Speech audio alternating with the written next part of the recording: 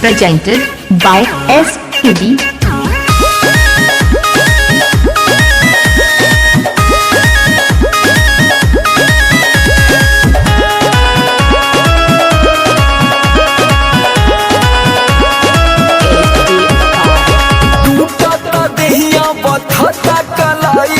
ले आवा देवरू दर्द के दवाई का कहीं टूटता देहिया पथता कलाई ले आवा देवरू दर्द के दवाई और सूत गईली सैया से रतिया चपक के ककरी भइल बा कमरिया लपक के ककरी भइल बा कमरिया लपक के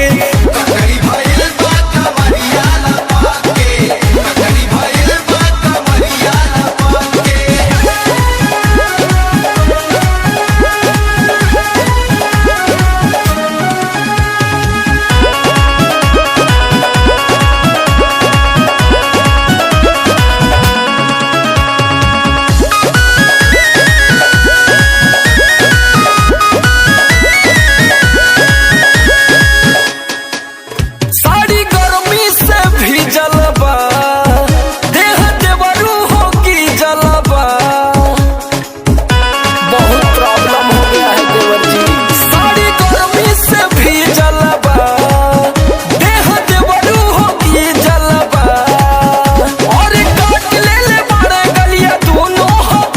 के ककरी भइल बा कमरिया लपक के ककरी भइल बा कमरिया लपक के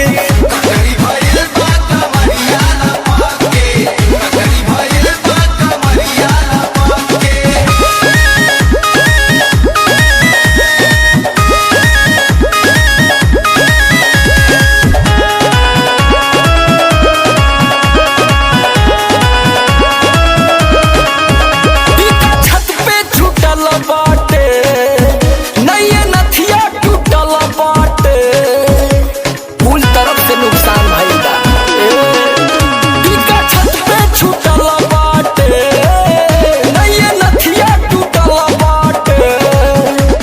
सोमरे लोग ऐसन धइले गपक के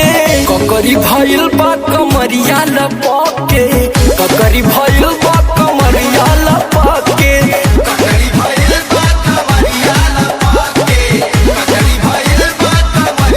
Presented by SKB.